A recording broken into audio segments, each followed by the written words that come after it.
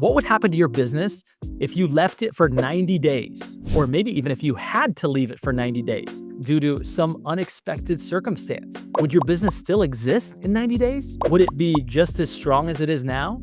Or is it possible that maybe, just maybe, your business would be even stronger without you? Now, although we all love to be loved and we all love to feel very important, I think we would all agree that the last scenario of having a business grow even stronger without us would be pretty awesome. In today's episode, we're going to talk about some simple steps that you can take to create that outcome. That is not just for the sake of leaving for 90 days, but for the sake of actually building an asset that you could one day sell because it's actually something that somebody would want to buy with you no longer involved. So the first thing I want to cover in this video are the 4 reasons why your business is not sellable right now. Reason number 1, your business is not sellable because it's too owner dependent. In other words, you wear too many hats. You've learned how to be a great producer, but you've not learned how to be a great leader of other professionals and/or a great leader of other leaders. Those businesses who thrive the most when the owner's not present is because the owner has been very intentional about being a leader of professionals and eventually a leader of leaders. Reason number 2, why you do not have a sellable business is because you don't have the proper systems in place. Not just any systems, but first and foremost, financial systems to be able to track revenue, profitability, expense management. Once you get those systems in place and you train somebody else on how to run those systems, you have taken the first big step towards having a business that can thrive without you. Reason number 3, why your business is not sellable is because you lack a strong customer base. In other words, you've not really focused in to say, this is how I get my business, and these are the repeatable systems that we always do that always generate business. Many professionals, maybe including you, tend to be a bit happenstance. In other words, when you don't quite have enough business, you go drum up some business, and then you get busy doing that business instead of having a repeatable system that creates a steady and even cash flow that somebody else would want to purchase. Reason number 4, why you do not yet have a sellable business is because you do not yet have net profit of over $500,000 a year. You see, once you go over that threshold, over $500,000 a year, it's hard for anybody to believe that any one person could do that on their own. So it kind of becomes a nice benchmark for many people that are purchasing a business to say, you know what? That business is not dependent upon any one person, it's dependent upon a number of people. And if it's dependent upon any number of people, then that's a good sign that those number of people could continue after the business transfers, and that type of revenue and profit may continue. Now that you understand the primary reasons why you're not currently building a sellable asset, I want to talk through the top 7 things that you can do starting right away to begin today to build a sellable asset. And then I've got one more bonus for you at the end that will make all of this even easier for you to really get started transforming the job that you own into the business that you own. All right, the very first thing that you can do as a business owner to actually act like one, to go from owning a job to owning a business is actually focus on profitability, not just revenue. So many in the professional services space really talk about the revenue that they've created, and businesses are just not valued that way. And the reality is, in our minds, what we focus on expands. And if we're only focused on revenue and we're not focused on profitability, the reality is we're probably not going to get much profitability. Now, because businesses are valued based on net income or EBITDA, you need to start tracking that. And the reality is you need to hire somebody to do that. Now, maybe you have a bookkeeper who's already keeping your books. Great. But are you looking at the financial reports that he or she is sending you? If not, get familiar with that. And even ask them, would you take a few minutes and walk me through this? I really want to understand my net income. I want to understand EBITDA. Will you walk me through this and give me some ideas on how I might improve my EBITDA? In fact, what I'd like to do is set a goal to where 3 years from now, 1 year from now, 3 years from now, 5 years from now, I've increased my EBITDA to X, right? And you might do some online searching for your particular industry and find out what is an ideal amount of EBITDA for a small professional services business and begin to create some targets. Because if you don't know the target, the reality is you never will hit the target. So begin with a target and then get some help around you to start to actually track that. The other thing that this will do is it will require you to be working with a tax professional that isn't just looking through the rearview mirror. It's so common for tax professionals to ask the question about last year versus anticipating and guiding you and advising you into the upcoming year. There's only so much you can do in the past, and much of it is not that helpful. Almost everything you can do that's productive is looking forward. Now at ProInsight, we're really proud of the fact that we attract really top tax professionals, and we train those who don't already do it on how to be looking forward, how to ask questions of what's coming. That way they can really help you and help the clients to whom you refer to them. Now, item number 2 is systems and processes. Now, I want you to think about it this way. Imagine if every time you had to do something more than once, you created an SOP, standard operating procedures, right? You shouldn't be doing that for one-off stuff. That's not a good use of time. But if you're like, I feel like I'm having to do this repeatedly, then all I would recommend you do is just document what you're doing. And it might be as simple as opening up your Zoom room and simply recording the fact of what you're doing on your screen, and then put that in a file, maybe on Google Drive, that says, this sales process looks like this. And it's just you doing what you were gonna do anyway, but you now have it documented. And over time, you might formalize that into some other format, but at least it gets your mind working towards systems and processes. So if heaven forbid you had to leave your business for a period of time, you could at least direct people to your standard operating procedures of how things work so that the business could continue to work without you. And ideally, you think about actually meeting with somebody who may want to acquire your business. What if you had all that organized? Video tutorials, walking people exactly through how everything worked in order to keep the business where it's at, if not even grow it beyond where it's at. That would be a business that I'd be interested in purchasing, but it begins today. Don't wait for someday in the future where you're going to have a bunch of extra time to do all this. Just start documenting what you're already doing. And I think you'll be surprised about how easy it really is to begin to create some systems and some processes that make it to where you're not the only one that knows it and you're not the only person that can do it. Item number 3, build a strong and recurring client base and implement a system of communication. Anybody who's purchasing a business wants to know that the clients that are with you are going to stick with the business as you leave the business.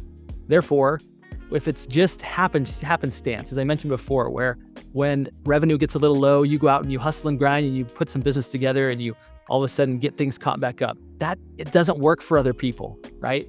Because you're the magician that's making that happen. What they want to see is a steady flow of business. My friend Amy Donaldson wrote a book for real estate agents saying, get off the cash flow roller coaster. And it's so true that so many professionals, they only have systems and processes when they really need them. And that's not really a system and process. What I'm saying is that they go get the work when it's like absolutely urgent that they do. But it's not a business that can really provide consistent cash flows and security and big opportunity for somebody who's coming in from the outside. Therefore, it's important to identify who are my ideal clients, how do I best attract those clients, and how do I retain those clients? What are the things that I need to do in order to keep those clients coming back and referring people like them? Now, if you do that, you'll recognize it's very similar to what I mentioned before. It's a system and a process. Yes, this one, however, is tied very specifically to the client attraction as well as the client retention in your business, which is critical for any business that thrives without you. Item number 4, consider adding some value-added services to your business. I want you to think about what you do to help your clients right now. And then ask yourself the question, what do they need just before I do what I normally do? And is there something that I can add to what I already do that would allow me to charge my clients a little bit more? And the next question is, what do they need right after I usually get done with my services? Is there anything else that I can do right there that would be a value-added service that would allow me to boost my revenue, boost my profitability, which, by the way, your profitability will be higher there because you're not having to attract another customer. You're just simply vertically integrating and gathering more revenue from that same customer. And by the way, helping them more than you were helping them before.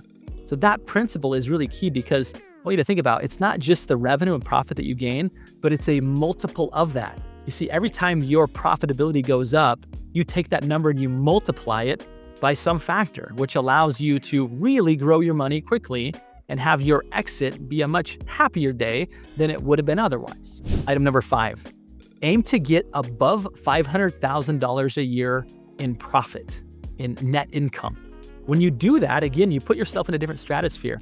all of a sudden, business brokers who have the ability to step in and really help you find buyers are interested.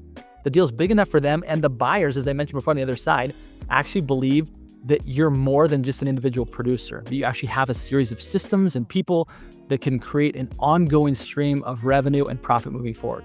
So if that's not already in your sights, if that's not already attained by you, or if you don't yet have that as a goal, have that as a minimum goal.